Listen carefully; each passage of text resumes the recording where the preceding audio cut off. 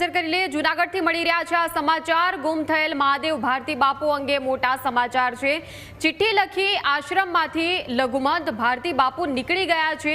બાપુએ લખેલી ચિઠ્ઠીમાં પણ મોટા ઘટસ્ફોટ થયા છે। લઘુમહંત ભારતી બાપુ અને સેવકનો વાયરલ ઓડિયો પણ સામે આવ્યો છે। ઓડિયો વાયરલ થવાને કારણે બાપુ ગુમ થયાની આશંકા છે। સેવકને પ્રેમ સંબંધ રાખવા માટે બાપુએ માંગણી કરી હતી। શારીરિક સંબંધો રાખવાની બાપુએ સેવક પાસે માંગણી કરી હતી। મહાદેવ ભારતી બાપુની વોટ્સએપ ચેટ પણ સામે આવી છે।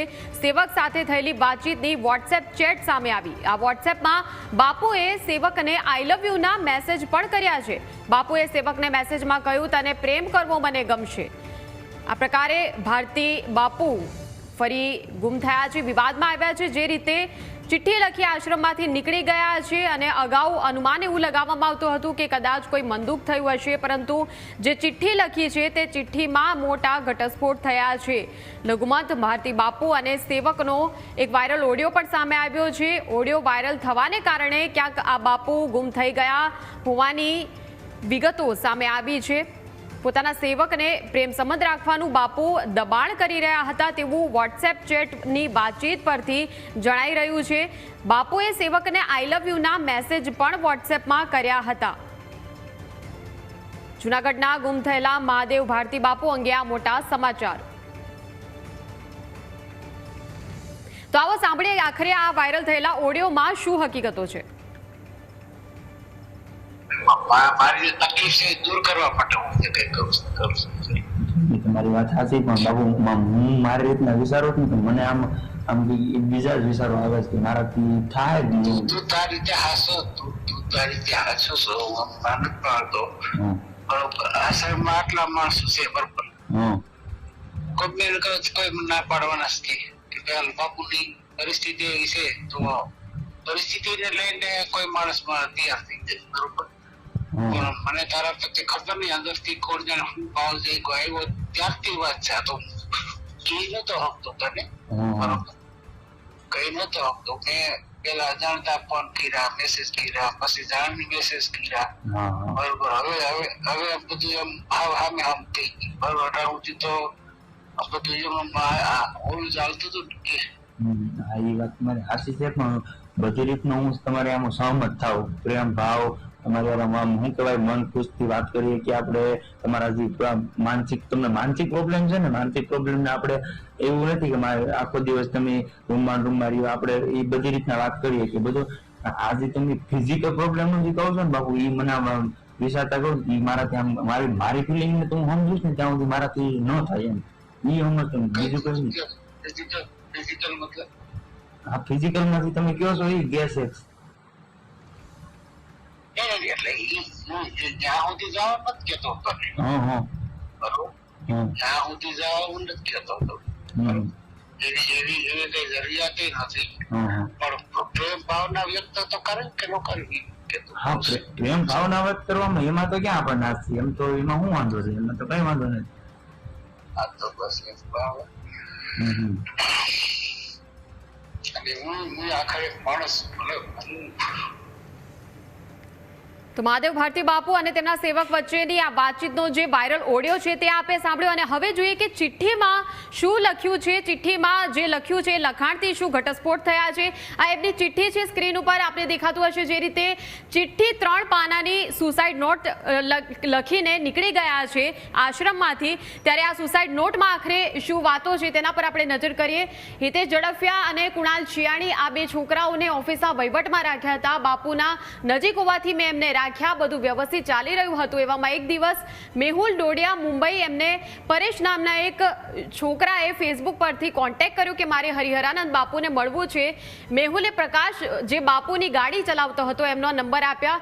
પ્રકાશ સાથે પરેશે વાત કરી અને પ્રકાશે કહ્યું કે અમે અમદાવાદ સરખેજ આશ્રમે છીએ, ત્યાં આવો। પરેશે સરખેજ આશ્રમે આવ્યો, બાપુને મળ્યો।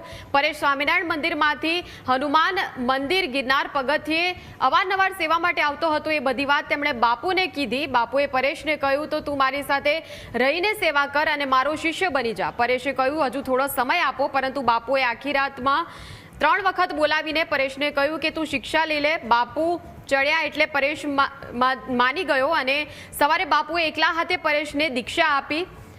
પરમેશ્વર ભારતી નામ આપ્યું છે, હવે તે બાપુ સાથે રહેવા માંડ્યો.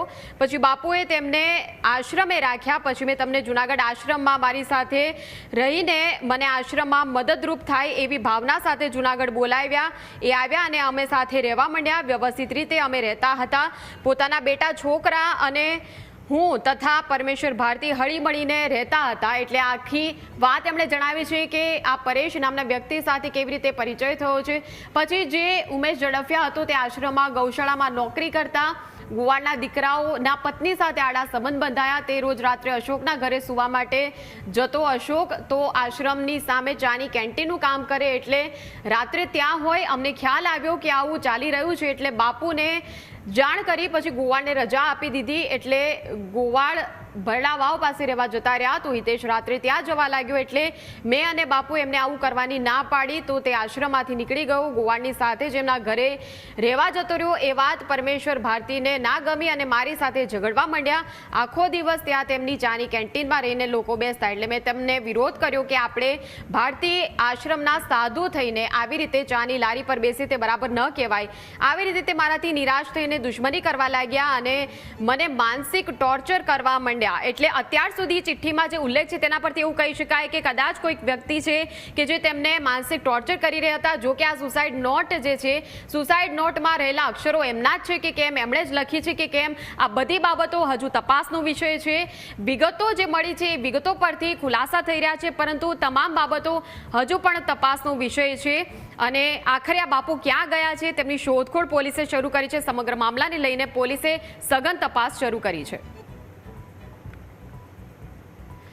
તો જે રીતે આ વિગત આખી સામે આવી છે, ચિઠ્ઠીમાંથી અનેક એવા પણ ખુલાસા થયા છે કે જેમાં તેમને શિષ્ય તરીકે સેવા આપતા હોય અને ત્યારબાદ મંદુક થયું હોય, તેમની વચ્ચે વ્યવહારો એ પ્રકારના થયા હોય એવી પણ વિગતો છે.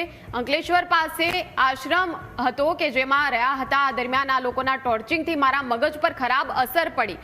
એટલે પોતાને કોઈ ટોર્ચર કરી રહ્યું હોવાની એક રીતે કબૂલાત કરી છે આ ચિઠ્ઠીમાં અને લોકો સામે આંગળી ચીંધી છે કે જે તેમને ટોર્ચર કરી રહ્યા હતા.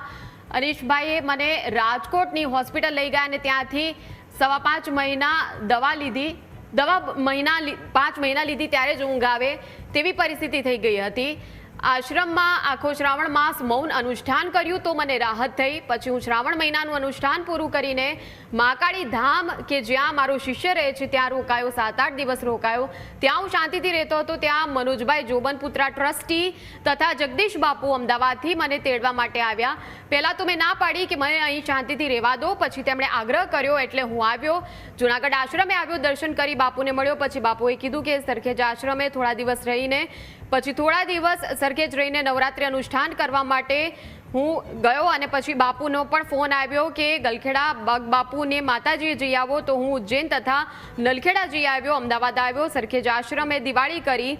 આખા એમના પ્રવાસનું આ ચિઠ્ઠીમાં વર્ણન છે. ચિઠ્ઠીના ભાગમાં એ પ્રકારે નક્કી થયું કે હવે જુનાગઢ થોડો દિવસ રહેવાનું. પહેલા બીજના દિવસે બાપુએ જુનાગઢમાં આવવાનું કહ્યું. પછી પરમેશ્વર ભારતીએ બાપુને ના પાડી કે હું મહાદેવ ભારતી જુનાગઢ ના આવવા જોઈએ.